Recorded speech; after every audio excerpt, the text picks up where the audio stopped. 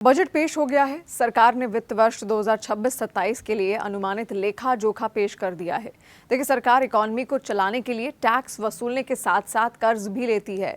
साल दर साल कर्ज में इजाफा देखने को मिल रहा है। वित्त मंत्री निर्मला सीतारमण ने बजट भाषण के दौरान ये बताया कि सरकार ने वित्त वर्ष 2026-27 के लिए रिकॉर्ड 17.2 लाख करोड़ रुपए कर्ज लेने का प्रस्ताव रखा है। ये राशि ग्रॉस बोरोविंग के जरिए जुटाई जाएगी, यानी सरकार बॉन्ड और डिबेंचर जारी करके उधार लेगी। इसी वित्त वर्ष में नेट बोरोविंग यानी कि ब्याज और परिपक्वता को हटाने के बाद लगभग 11.7 लाख करोड़ रुपए होगी, जबकि पिछले साल यानी वित्त वर्ष 2025-26 में सरकार ने लगभग 14.8 लाख करोड़ रुपए कर्ज लिया था।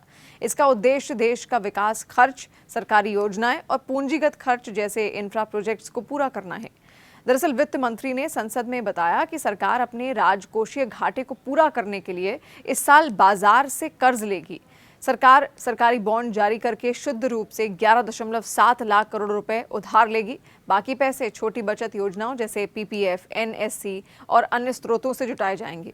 उन्होंने ये भी कहा कि सरकार कुल मिलाकर बाजार से 17.2 लाख करोड़ रुपए कर्ज लेगी। इसमें से कुछ पैसे पुराने कर्ज चुकाने में जाएगा और इसीलिए शुद्ध कर्ज 11.7 लाख करोड़ रुपए होगा। सरकार का लक्ष्य है कर्ज टू जीडीपी अनुपात को धीरे धीरे कम करना और राजकोषीय अनुशासन बनाए रखना। 2026-27 के बजट अनुमानों में कहा गया है कि केंद्र सरकार के ऋण और जीडीपी का अनुपात 55.6% रहेगा, जिसमें जीडीपी के 4.3% राजकोषीय घाटे का लक्ष्य शामिल है। राजकोषीय रणनीति के अन्य प्रावधानों में पूंजीगत व्यय लगातार ध्यान देने के माध्यम से आर्थिक वृद्धि को सहायता, वैश्विक आर्थिक घटनाओं और देश के विकसित भारत की ओर अग्रसर होने और सुनिश्चित करना शामिल है। अन्य प्रावधानों में टैक्स नीति में सुधार, व्यय नीति, सरकारी उधारी, देनदारी और निवेश शामिल है। वित्त मंत्री ने बताया कि सरकार को इस साल गैर कर्ज वाली आमदनी जैसे टैक्स, फीस वगैरह से करीब 36.5 लाख करोड़ रुपए मिलने का अनुमान है। वहीं सरकार का कुल खर्च लगभग 53.5 लाख करोड़ रुपए रहने की उम्मीद है। उन्होंने ये भी कहा कि टैक्स वसूली से राज्यों को उनका हिस्सा देने के बाद केंद्र सरकार के पास वो करीब 28.7 लाख करोड़ रुपए होगी, यानी खर्च आमदनी से ज्यादा है। इसीलिए सरकार को बाकी जरूरतों के लिए कर्ज लेना पड़ेगा और वो राशि 17.2 लाख करोड़ रुपए तक हो सकती है। अब देखिए, फटाफट से आप ये जान लीजिए कि बजट में इस बार क्या सस्ता हुआ है और क्या महंगा आपके लिए। तो देखिए, विदेश यात्रा यहाँ पर सस्ती हो गई है। विदेश जाने की अगर आप प्लानिंग कर रहे हैं तो इस बार का बजट आपके लिए खास है। विदेश टूर पैकेज की बिक्री पर लगने वाली टैक्स कलेक्शन एट सोर्स यानी टीसीएस की दर को मौजूदा 5% से और 20% के स्लैब से घटाकर अब राशि की परवाह किए बिना मात्र 2% कर दिया गया है। इसके अलावा देखिए, शिक्षा और मेडिकल रेमिटेंस पर भी कम टैक्स अब लगेगा। लिबरलाइज्ड रेमिटेंस स्कीम यानी कि एलआरएस के तहत शिक्षा और चिकित्सा उद्देश्यों के लिए विदेश भेजे जाने वाली राशि पर टीसीएस की दर 5% से घटाकर अब 2% कर दी गई है। इसके अलावा निजी आयात भी सस्ते हो चुके हैं। व्यक्तिगत उपयोग के लिए जैसे डाक या कुरियर के माध्यम से आयात किए जाने वाले सभी शुल्क योग सामान पर कस्टम ड्यूटी की दर 20% से घटकर 10% कर दी गई है। इसके अलावा दुर्घटना मुआवजे पर टैक्स नहीं देना पड़ेगा। मोटर दुर्घटना दावा अधिकरण यानी कि एमएसीटी द्वारा पीड़ित व्यक्ति को दिया गया ब्याज अब आयकर से मुक्त होगा और इस पर कोई टीडीएस नहीं कटेगा। फिर नया आयकर अधिनियम 1961 की व्यापक समीक्षा पूरी हो चुकी है और नया सरल आयकर अधिनियम 2025 1 अप्रैल 2026 से लागू होगा। इसके अलावा सोवरेन गोल्ड बॉन्ड यानी कि एसजीबी में भी कुछ बदलाव किए गए हैं। एसजीबी पर कैपिटल गेन टैक्स की छूट अब केवल तभी मिलेगी जब बॉन्ड को परिपक्वता यानी कि मैच्योरिटी तक लगातार होल्ड किया जाए। वहीं ब्याज कटौती समाप्त कर दी गई है। देखिए, ये भी एक अच्छी बात है, जहां पर डिविडेंड आय या फिर म्यूचुअल फंड यूनिट से होने वाले आय से संबंधित किसी भी ब्याज खर्च पर अब कोई कटौती नहीं मिलेगी।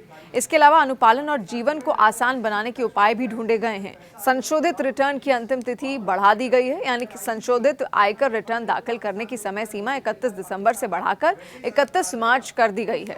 इसके अलावा छोटे अपराधों का अपराधी मुक्तकरण उनको कर दिया गया।